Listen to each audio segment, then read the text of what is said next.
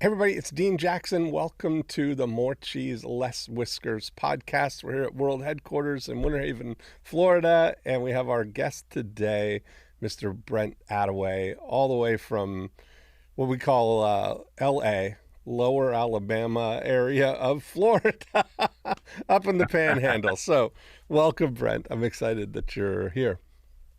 Yeah, thanks, Dean. It's a pleasure being here. I appreciate the invite. So, I want to hear about what you're up to. Maybe give me the Reader's Digest here on what you're up to. Yeah. Well, first of all, I think it's always good to understand I'm not from Florida. Exactly. I'm actually from Utah. I was raised in Utah. Okay. I was born here in this area where I live now in Florida, but I was 2 when my mom moved out to Utah. So I was pretty much raised, and that's why I don't have any kind of Southern accent here. Mm-hmm. And then, but yeah, from there, the background started. The quick summary is pretty much always been a entrepreneur-minded person. Mm-hmm. Started businesses since I was 19, and really haven't looked back. But I've always leaned towards the marketing side. Mm-hmm. Anytime you start companies and you have partners or some kind of partners and you all have your strengths, mine is always marketing, automation, marketing, systems, processes. That's where I've always leaned towards. And, but yeah, what I'm doing now is I got into the solar industry. So residential solar. But all I'm doing here is same game of marketing, different product. So I've only been doing this in solar for 3.5 years. Okay. So almost 4 years. But quickly grasped onto it. My brother and I started a solar company in 2019, a solar sales. They call that a dealer. Okay. In the solar sales world, like a car dealer, if you will. Yeah. And pretty much the same as a auto industry. It's like, we don't manufacture the cars. No, we don't finance them. We just sell them. Right. So it's been fun to watch. Like, solar is one of those things. There's a whole subculture on YouTube now of solar sales guys. Yeah. It's funny to watch the solar pitches and to see. Oh yeah. It's so. But it's interesting that that's such a pure get in front of the people and explain. I mean, it's one of those offers that it's there's no way to, like, logically, if you truly understand it, to not take advantage of it. It's really right. Yeah. It really is one of those tricky situations where you're like, oh, this sells itself. Sounds too good to be true. We all know. Yeah, as we all know, it doesn't sell itself. But it is one of the easiest sells, and that's why there's this gold rush towards solar right now in the sales industry, because you don't have to be anybody to sell solar. You just have to learn a few principles and work hard, and you'll earn a crap ton of money, probably over abundantly. The early internet days or 2004 and 3 real estate days. It feels like that in solar, just to give you an idea. Anybody can get in, and if they just work and don't stop, they earn a good amount of money, and that it'll stop eventually. It's not going to be that easy over time, but right now certainly is good. What's the path that got you to solar? When did you first start out with marketing? When did you I always love to say, when did you fall in love with marketing? What was the first what was the thing that bit you? Yeah, the first thing, I didn't understand marketing, or it was called marketing. It was just psychology. So I love knowing why people do what they do. I like knowing why they buy things, including buying things, including why we do irrational things with buying things. So that's where it really started. I would say I got the itch behind, like, the psychology part of it. And I could either go into psychology. I was in college just my first couple of years, and I thought, should I go there, or should I go into something that actually makes good money? Right. And I didn't know marketing made good money. I just started leaning towards, okay, how can I use this to start a business perhaps and understand? And so while I was in college, I bought an existing franchise called Signs by Tomorrow, Okay. like a Fast Signs or a Yeah. Signs Now, Signorama, all those. And I was working there, and then the owner said, "Hey, we're selling it." I said, "Let's buy it." This is a short story, of course. So I figured out how to get the bank to give me some money. I was 24 Right at the on. time, Yeah. and bought that company, and that was my first real dive into marketing, because that is essentially, we are a marketing company. As a sign company, you're just helping other businesses market with signage, with physical signage. So I didn't understand that even when I got into it, but then I started learning that, and then 2008 came and 9, and I had over leveraged myself with more printers and more things at the wrong time. And so it was the equivalent of a short sell. We got rid of that as quickly as possible before we got into any more debt. And then that's where I was stuck trying to figure out, well, now what do I do? Right. My wife at the time, Christy, at the time, she's still my wife, but at the time,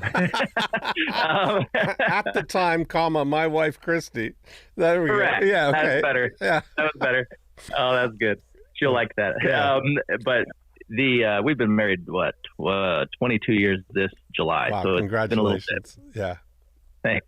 But yeah, she's into nutrition and fitness, and she'd been doing this a while. She was also an RN at the time as well, and she is no longer an RN now. And so she started getting into body transformation, that world of helping mostly women at the time. And she started figuring out like how to give people meal plans. And keep in mind, this was 2007 and 8. And there wasn't like programs that are step-by-step and automated where you can just sign up and it sends you a meal plan. It sends you your workout. And their video was hard to come by online because the technology wasn't there to easily stream things like that. Right. You're talking barely YouTube, barely Facebook, no Instagram, none of that. All the staples of this were not there, so I get it.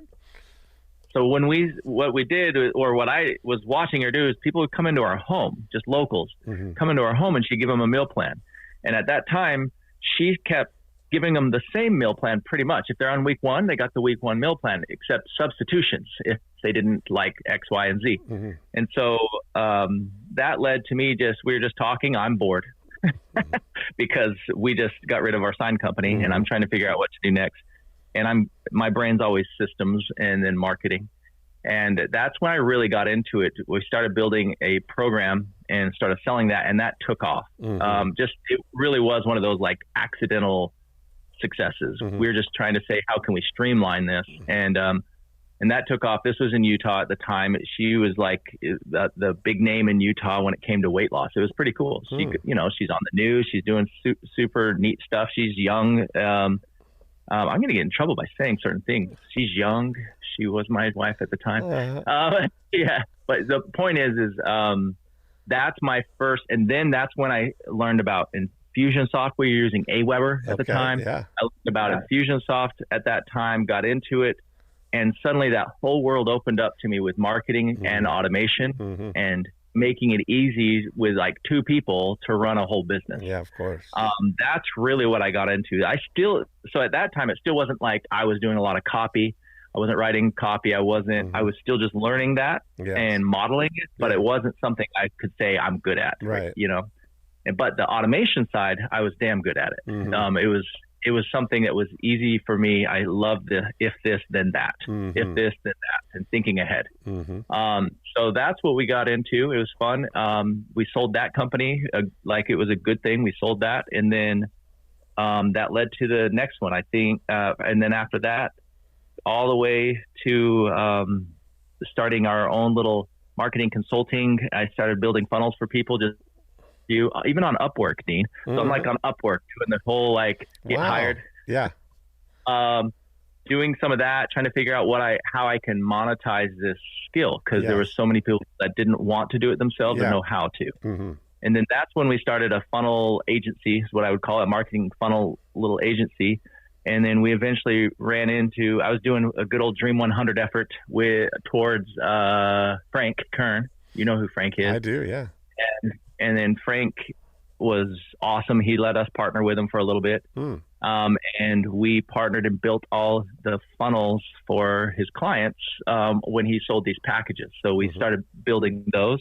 Then after that, it's not hard to say, hey, we built Frank's stuff, and then other people hire you. So like worked with Laura Langmeyer, worked with Robert G. Allen, worked with Ted Miller. I mean, like a few people just started building funnels. Right. And then I had a little marketing agency out of Park City, Utah, and it went from there. And that's where I got more and more into marketing, to give you an idea. So fast forward all the way to now, it was just changing. I was doing more consulting between 2016 and 2019. I was all consulting for a while, and then solar came around, and I thought, this is too good to be true. It really, that's where I was like, how is no one taking advantage of this market? Like in the marketing side of it, no one was really hitting it hard. I had been in it, and no one had talked about just like email marketing and text message marketing, nothing in solar. It was all door to door. It was all door to door. Very little digital marketing. And if it was under the radar. People just kind of like doing their thing under the running ads. Anything, they knew what they were doing. Why running is it ads. that? I mean, and it's amazing, but Utah is definitely like ground zero for all of the door-to-door armies that go out. I mean, Vivint for the home security and automation and stuff, and it's wild. I wonder. I mean, I'm only assuming it's because they're the large Mormon world that they're used to knocking on doors, and exactly what it is. Is Dean. that right? No, I mean, it started that way, but now because it's become its own animal, you don't have to go on a mission to know that, okay, I go to Utah to be in sales, sales floors, door to door. All the recruiting companies, they moved there. Now you have Silicon Slopes in Utah as well. So it's just now it's kind of taken a life of its own because now they know that's where you go to set up shop, to build your. It's like going to Hollywood. But I grew up, if you want to be an actor. Yeah, I grew up to Hollywood. Seriously, I grew up Mormon. I'm not Mormon anymore, but I understand that world all too well. I went on a mission to Kansas City, like the Bible Belt, and I've never knocked a door to sell products, but I always tell people, try knocking door to sell God. That is not easy. That is not easy. I get it. Yeah.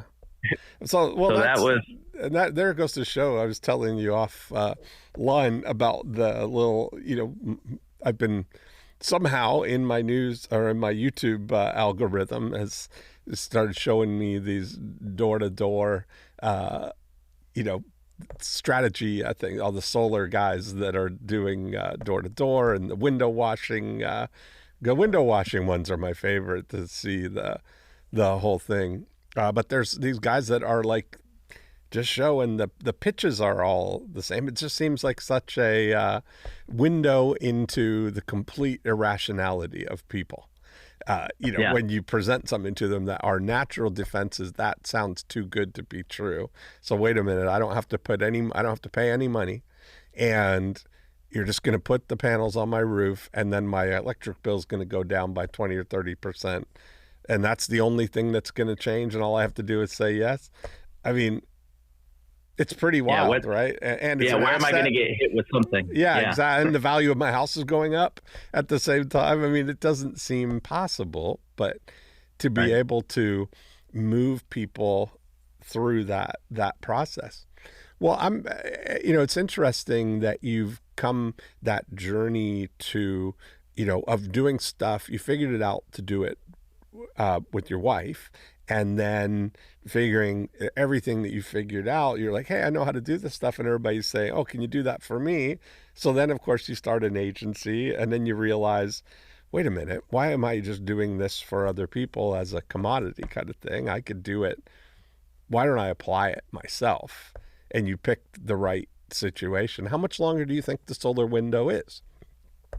How long do you think the window's open? It really depends. Okay, so there's two answers to that. First, it's going to be open for a very long time, like 15 years or more, because it's a shift, like Peter Diamandis says in his Abundance book, and I think another one. But he talks about where there's that shift, where there's the wealth of one industry, utility companies, is shifting over completely to solar, but it takes a while. And then once it catches on, it just keeps going. We're at that beginning stage of that, like very beginning stage. Solar's been around forever, but not for consumers to realize. It's starting to be disruptive now.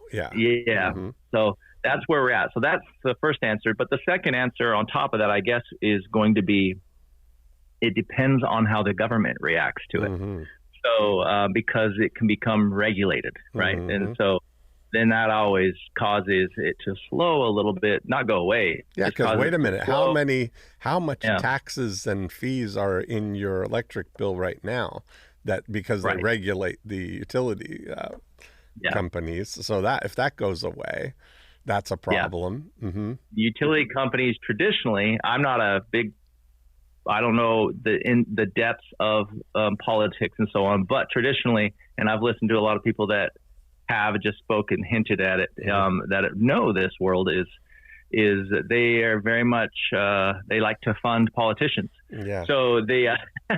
So when their funds go down and the politicians aren't being funded, there are some motives to figure that out, right? To figure out how to back that money back into the utility companies, or for utility companies. I've always wondered, why don't you guys just start your own solar company, Mr. Utility Company? And it's because it's too big of a ship at this point. They can't turn and pivot that fast. So they have so many crews, and it must be like Blockbuster watching Netflix take over, dismantle. Like, you think that's really going to be the way that goes? The fossil fuel based stuff is not going to be the winner in 15, 20 years. That's pretty amazing. How did we get connected? How did we come cross paths here? So Dean, I've actually been a fan of Mr. Dean Jackson. If you're still going by Marketing Buddha, what else? You have all the nicknames right? So, that was 2000, and you and I didn't come across paths. I'm just very aware, as many people are, of you. I don't know the year. Probably 2012, 13, somewhere. Yeah, right. Probably right when about we started the time, I Love Marketing. Yeah. Oh, yeah. There you go. Thank you, Dean. That's what it was. I was listening to I Love Marketing with you and Joe. Yes. Polish.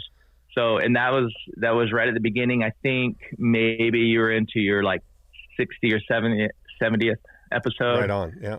Which you guys were doing a ton of them at the time, right? Every week. Yeah. So this was just the first couple in. Anyways, I remember listening to the first, you had like a foundational series at the beginning of the podcast. Listen to it. Yeah, the first 10 episodes are like, So that's where actually I found out about you specifically. And then I think I went to, you were not at this one that I know of. I couldn't find you, that Joe Polish's 10K event or whatever he calls it now. Genius Network. Yeah, Genius Network. Went to that, heard more about you there. I think you might have been there. I just didn't. But anyways, the point is just under the radar, very much know about, study your stuff. You're the only marketer, and tell Frank this as well, just to make him a little angry, that I'll still open and read your drip emails that are ongoing, even though, as I know, and as you should, it's on repeat, a lot of it. Yeah. A lot of it is. Yeah. So I'll still read those, just because you do a great job at keeping the loop open, but also having some value inside the emails. Yeah. I love modeling what you do. Like, let's just put it that way. I like modeling, like, how is Dean doing this? And then how can I apply that to solar, or how can I apply that to this or that? It's pretty cool. Awesome. So let's do some brainstorming. What do you want to brainstorm about? What are we hope? What can I help with? How can we go in a good direction for you here? Yeah. I mean, the things as preparing here, and trying to figure the answer to that question, it would be, look, I'm getting into, everyone's too close to their business, and so am I. The transition that I've taken, let me give you a little bit back. Sure. And any listeners, this might be helpful because I know there's a lot of people in the same situation. So we started a solar dealership in 2019. In 8 months, we built it and sold it. And it was good. It was actually, did I say 18 months? I meant to say 18 months, year and a half. When that happened, my brother and I, my younger brother and I, we started this. He was the door-to-door guy. I was the marketer and business systems guy. And so we got together. That worked well. We sold that, and that was 2021. At that point, we moved out to Florida. That's where I'm at now. And I just began doing, it was almost like I came full circle and started doing consulting again, but this time at a different angle and stayed in the solar world. So there's a company called the Solar Academy, who we were their first client, and paid them a good chunk of money to help us grow our company, and it worked. And then from there, now I come full circle. I actually own and run that company now. So the Solar Academy, I'm just trying to give you context. So as you imagine, the name of it is, we educate solar sales pros, dealers, business owners. They can be installation companies, but everyone has one thing in common. They're trying to increase their marketing and sales acumen, like their skill set and their ability to get more leads and close deals. So that's what I run now. And then I have a CRM. So with these, can I ask a question then? So about the Academy then, are you, I don't know whether you've heard me talk about this, but the idea, the way that you engage with people, with these solar pros, is are you, the one distinction that we looked for are you getting purchase orders or profit shares? And it's a different thing. The way I describe it is, are they paying you for services and in advance, and then you tell them what to do and they go execute it and keep all the money? Or are you coming in and helping them grow and taking a share of the profits that they end up making? Are you getting paid on the seed or the harvest? Well, the answer is yes and yes. Okay, perfect.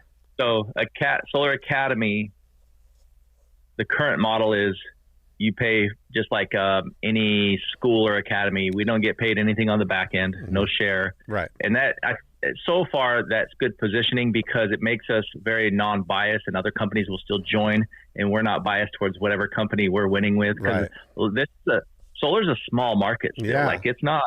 So we go help install company in Texas win, and then they have a neighbor in Texas. They butt heads if there's only so much market share you want to go in Texas or in Dallas, right? So it's like a franchise model in a sense. So you don't want to open up too many competing stores next to each other where you're helping them. But that's the reason why Solar Academy works that way is we don't do that. We just say, hey, look, you can send your reps or your teams here, and you can make sure that you can be clear that we're not going to cause any competition. So it's a membership fee. We have 3 levels of membership. So they just pay the membership fee. And then we have some coaching upsell on the back end. That's the quick answer there. The revenue share side of it is if they hire me. So that's almost like my own consulting. So yes, I'll come in and help. You pay a fee up front. We do like a 2-day kickstart. To get everything in place. I can download everything quickly. And then over the next 6 months, we grow it. And then based off of revenue and growth, then yes, I'll get more money that way. Does that answer the question? Yeah, a little. I mean, it points me in the right direction here. So when you look at it, because you're in a situation where you're selling the same thing essentially in Tampa as in Tempe. It's the same basic psychology, it's the same execution, the same process of thinking through this, that you're having to present your case to people in a way that makes it that they conclude on their own that this is the right thing to do, and then somebody does the execution of putting on the panels. So it's a pretty crystal clear before unit, during unit, and after unit division, and you're everybody's very focused on the before unit because that's where everything happens. Is you can clearly see you've got visible prospects, meaning that house has roof space that faces south, that's in an area where we're doing business. They should have solar and they don't. It's very clear. It's not like some hidden thing. And so the game, of course, is going to convert as many of those, and everybody wants the virgin snow, the fresh powder to just go in an untapped neighborhood, that nobody's penetrated yet. And so it's really just a harvesting game, right? Going and getting on the doorstep is the most, undeniable way to get in front of somebody, right? It's the most, you're forcing them into a conversation about it, as opposed to they're not seeking it out. Most people are not seeking out solar because they perceive that it's expensive, or that they have to pay money up front, and that the payoff time would be a little longer. They don't understand really the way it really works. So when you present it with them, confront them on the doorstep with the offer, then they have to really, the way it's presented, you almost have to be crazy not to look into it, or not. If you believe it, it's the certain thing, right? So getting people to believe that. But then are all of these sales teams, are they then selling these conversions to a during unit team of installers who then do the install? So if you look at, I always talk about dividing the business into 3 distinct divisions. The before unit, the during unit is the part that they're going to get an order. We need to install solar at 22 Greystone. Here's the prices already. They've already paid. Go do it. And then that launches the dispatch team that's going to go out and manage the project and deliver it. And it's a very short sort of during unit window, meaning that they're going to go out, they're going to install, that everything is flipped on, they flip the switch, and everything's great. 30 days in your now a solar customer.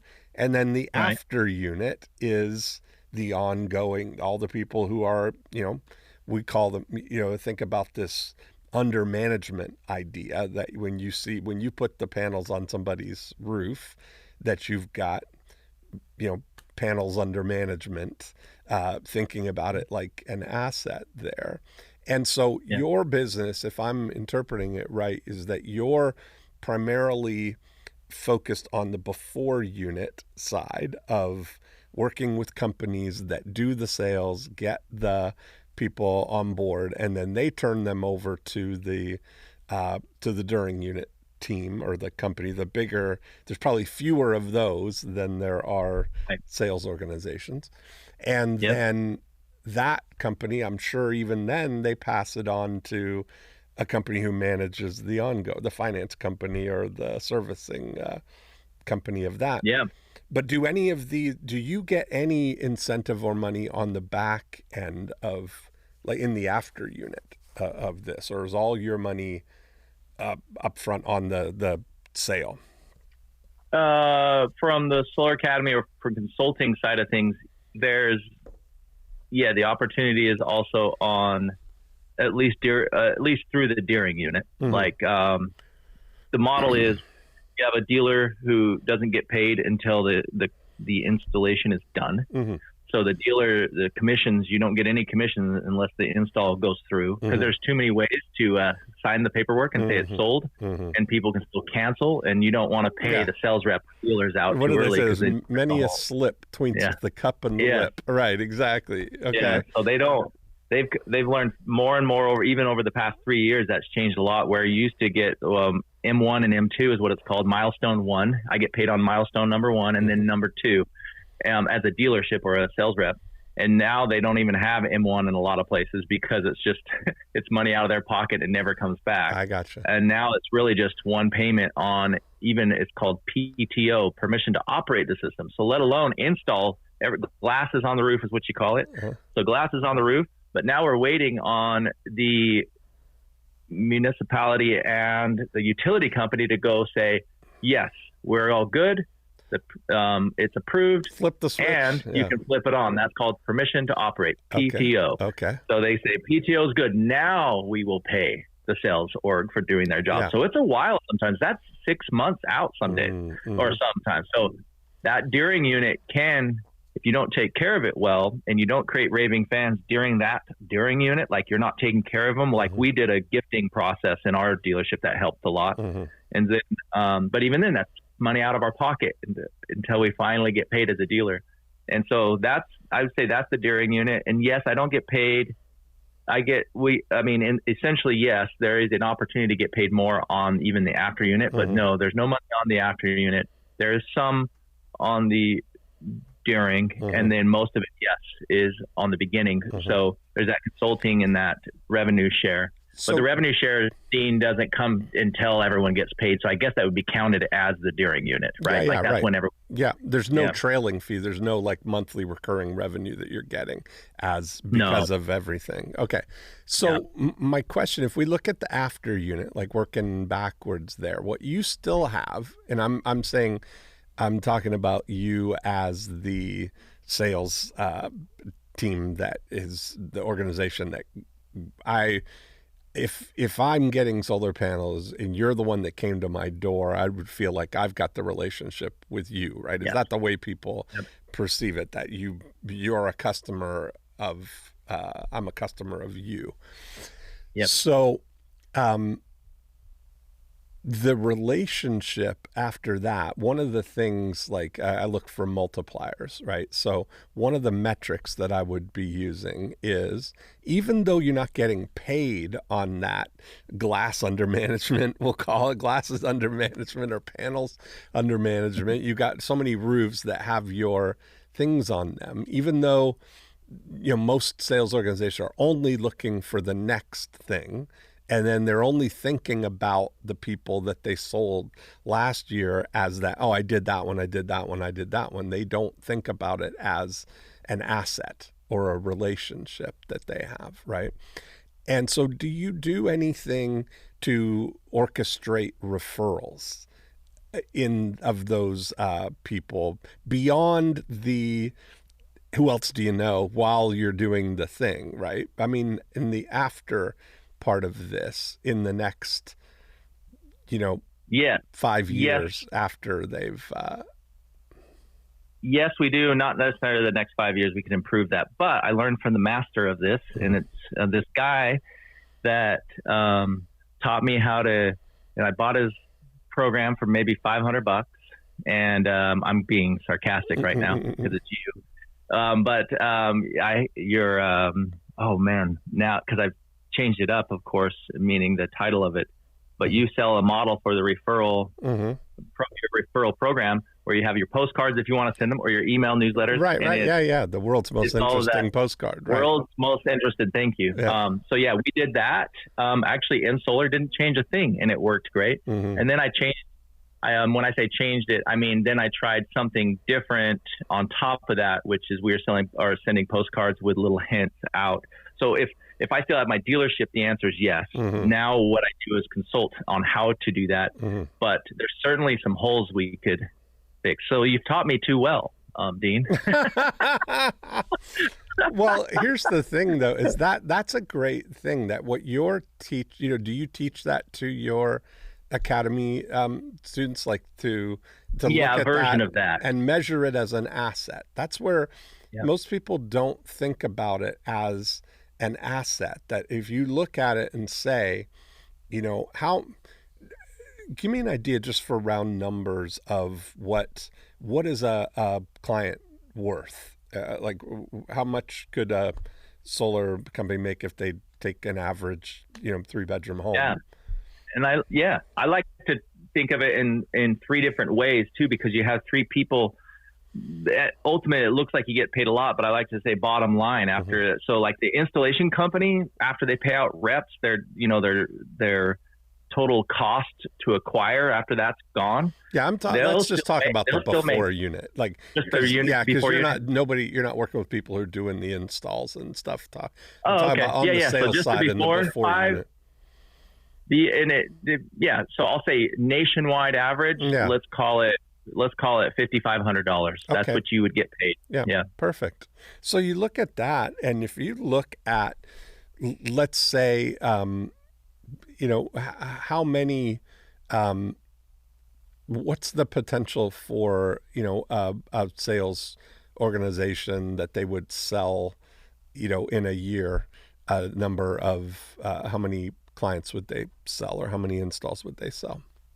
You mean without focusing on any of this, just like before unit, just focused on sales? I mean, again, I'll try to do my best on averages. Anyone listening, just keep in mind, it's not in any state. Right. There's certain states that do a tremendous amount more. Like Well, I imagine all the southern, everything south where the sun is, right? Yeah. Right. So, but that said, I would say you're doing well. You're doing well as a dealership selling solar when you're selling anywhere between 100 and 200 deals that get installed every single month. You're doing a good job. Okay. Wow. Yeah. Yeah. So that's pretty great. So if we look at that, let's call it 1,000 a year. So let's take year one that you make 1,000 times 5,000, just for easy numbers, $5 million for the before unit side of it, or being the before unit for an installation. Because I imagine the install company they're paying the before unit, they're paying the sales organization as their before unit. They're outsourcing the before unit to these sales organizations. So you get 1,000 of those, $5 million in year one revenue. Now, where my real question is two things. This is where I see kind of the low-hanging fruit that most people maybe are not focused on, is what is the value of those 1,000 homes over the next 100 weeks, let's call it, right? Over the next 2 years, even just to put a financial, thing on it, that if we can, over the next 2 years, you got to imagine. We talk about referrals happening, and you know this since we're part of the program there, that all referrals happen as a result of conversation. And in order for a referral to take place, 3 things have to happen. They have to notice that the conversation's about solar, they have to think about you, and they have to introduce you to the person that they've had that conversation with. Now, if most of the organizations they knock on the door, they do whatever marketing, they get in front of people, they convince them it's the right thing to do, they set them up with the install company, they come, they get permission to operate, and then they never hear from them again, right? So odds are that they're not, when presented with somebody who's talking about solar, going to remember that you're the one that got them. They're not a super easy way. That's why even just being in front of them with the world's most interesting postcard or something like that is that they've got your contact information right in front of them, right? But that is, if you look at that, even if you didn't mail every month, but you mailed 10 times a year, which would be every 5 weeks or so, right?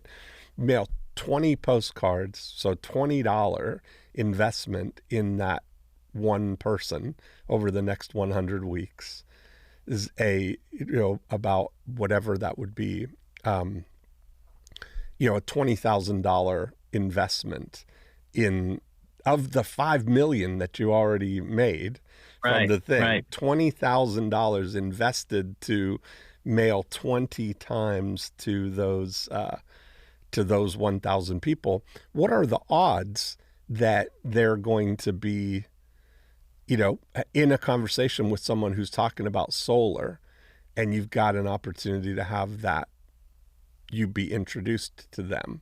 And, once somebody converts, it's an identity shift, right? Once somebody now has solar, they almost have to be an advocate for it to reinforce that they're not crazy. that it's the Oh yeah. smartest thing. They need to evangelize it because it gives them comfort that, well, if I can get somebody else to see my way, then that confirms that I really am not crazy, or I didn't get Right. suckered or taken advantage Right. of, right? Yeah, we all do that Yeah, in whatever we buy. absolutely. Yeah. So understanding that is a big thing, but being able to orchestrate it in a way of thinking, what are the high probability conversations that are going to come up, and being able to orchestrate those situations.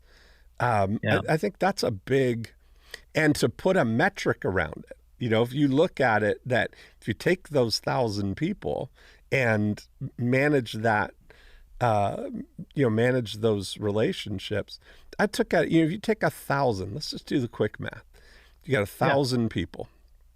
Let's say that on average, people are going to have, they're going to have 3 conversations a day, conservatively, right? Talking to people.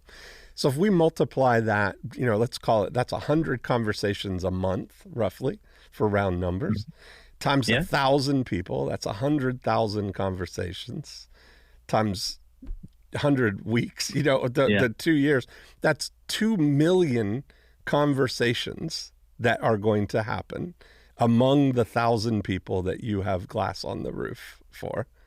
What are the odds that some percentage greater than 0 of those conversations are going to be about something that could turn into a referral for solar?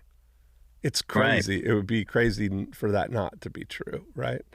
And especially if you're orchestrating it. That's how you're demonstrating. Yeah. Because if you look at it, that you kind of orchestrate what would be the high probability conversations if solar does come up. What's the context of it going to be? And what do we want people to do? I always say to people, listen, if we could plant a chip in those 1,000 ears and have special software that monitors all those conversations, like Homeland Security, that we're listening in on all the conversations. And as soon as it's alerted by some certain trigger words that it hears, you get an alert that there's a referral conversation in Sector 9. What would you program the chip to listen for, right? What would we put on the list of trigger words? And when you go through that exercise and you start thinking about the directly referral things, oh, I see you got solar like that's a conversation, somebody walking by. Oh, I see you got the solar panels. Is that worth it? How does that work? Do you ever get like asking all the questions that people might have about the things, right? Do you ever get blackouts? What happens if the sun doesn't shine, or all of the things that people who are skeptical about solar might be asking? Those are conversations that are going to come up, right? So if there were a way that if we were to program them to say, hey, just a quick note in case you hear someone asking about whether solar's worth it, or whether, anything like that. And I don't know what you would say on the thing, but the general idea would be that you orchestrate it in a way that if you hear someone talking about it, give me a call or text me. I'll get you this to give to them. And maybe it's a book, maybe it's a info kit, maybe it's a how to know whether solar makes sense book, and that's really by the way, that frame of how to know whether something makes sense is such a gentle entry into a conversation. It's charged neutral, and you're starting where they are. You're not trying to convince them that solar's the best thing. You're not taking a position and forcing it on them. You're joining the conversation that's already going on, because they might be thinking to themselves. You always used and still use a real estate example as I wonder what my house will sell for. Right. So you're just answering that question with them. Yes. But yes, so this case is, will my house even be qualified, or can I get solar on my home? Because people tend to learn as they get interested, not just curious, not even interested in talking with anyone. First thing they start discovering is, I guess you got to have no shade on your roof. Probably that would be a good thing. the sun hits this thing. Yes. There's also there's a few other things that go into their mind. So then they think, well, I have some trees, but they're not always covering my roof. So should I get a bid, and how much? I mean, is it going to be worth it to me or not? That's where their curiosity starts. And joining that, it's so much better to have to walk through that conversation with somebody, you know. So I look at that as one great opportunity there of orchestrating those referrals. And I'm glad to hear that you're kind of taking advantage of that. The other opportunity that we look at is in the during unit, or during the time from the sale to the permission to operate. That window, that timeline there is going to be the most fertile for those kind of conversations. And there's an opportunity to multiply that install, right? And so what I would look at is taking a multiplier index to look at a metric of that. And you say, okay, so we got 100 a month there. So in the 100 that are in process this month kind of thing, or maybe it takes 6 months to go from the time you make the sale to the time the permission to operate the switch gets flipped. That window of time we would look at and see what would be our, and we'll call it maybe a panel multiplier index, or PMI, that is that you look at it and say, how many additional panels could we get? How many roofs could we get between the time somebody says yes to the time that they get permission to operate? And you look at, if we were going to, most people just they get that one and they want to baby it or nurse it till you get to, so they don't fall out and get to the permission to operate. But how many additional opportunities do you have with each install that you sell? So first of all, it could be, you could get the neighbors, right? That somebody else now is going to get there, because now you're kind of like the solar, you're there, you're in the thing, this is happening. One of your neighbors got in, so you've got an opportunity to get a neighbor. You've got the opportunity to get a referral from, or referrals from, the person who's doing the, who made the decision that they're going to do it. I'll tell you, I'll share with you something. I work with a roof company, and they do very expensive metal roofs. And one of the things that I think could be a transferable opportunity here for you is to get somebody on board with getting a price break, if it's a possible thing, on a certain volume of panels. Like if you say, because it's not a local company that's doing the install generally. It's going to be a regional, or a company that's they're going to ship the panels to the address, and then it's going to get installed, right? It's not.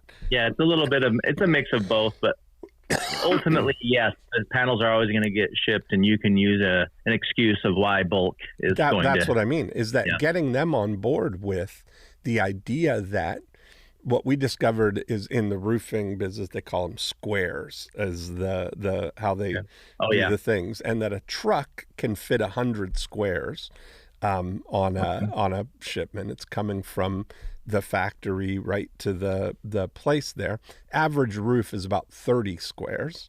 So there's an opportunity that if we can get to 100 squares, we get a rebate, or we frame it as, it's not a discount now, it's a rebate. It's something that you get by reaching this landmark, or this benchmark here, that it's the difference between buying 30 squares or 100 squares, that there's so now it's like gives people incentive to get their friends on board, and now they get to be the bringer of this value to their friend, that they're going to get in on their bulk buy, because it's only because of me you're going to get a better price for Right. Which is, again, learning from you. That's the key to getting referrals is you got to make them the hero, not you.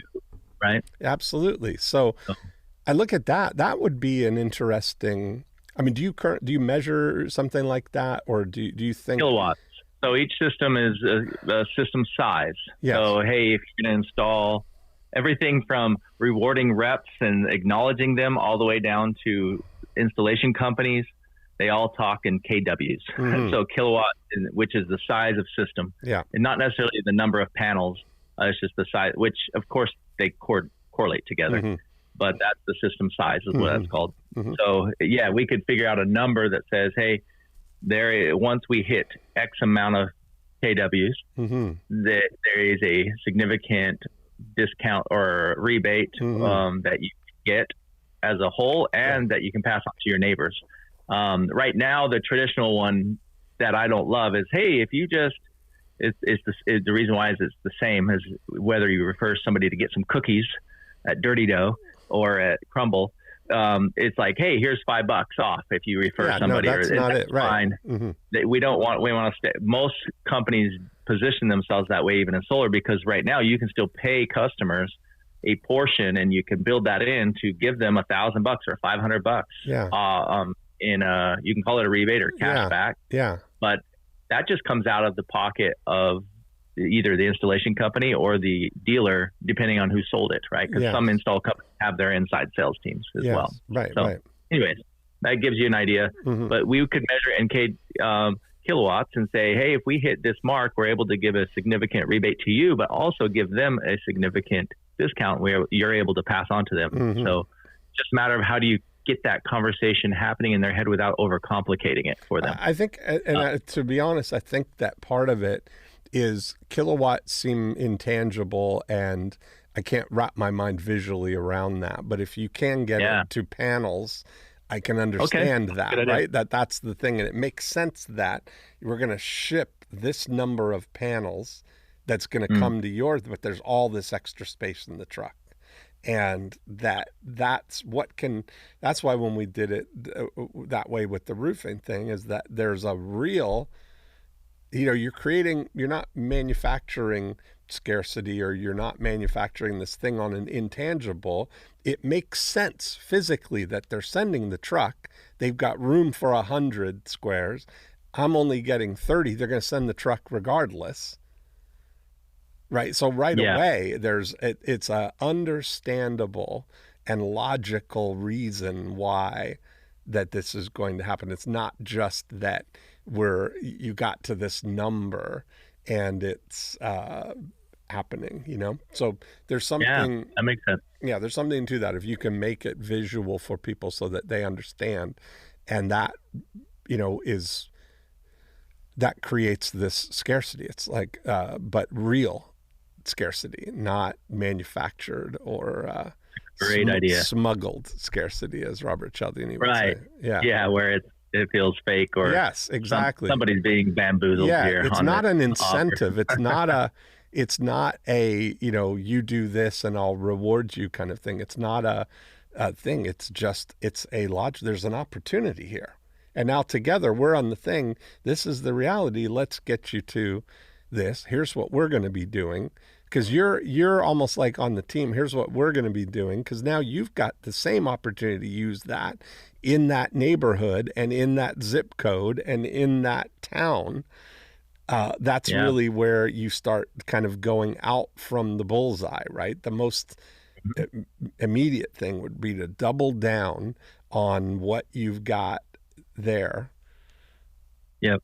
That makes sense. Yes. Yeah. If I'm hearing you right, Dean, you're saying, so how many additional panels can we sell? I'm just typing notes as I look down here.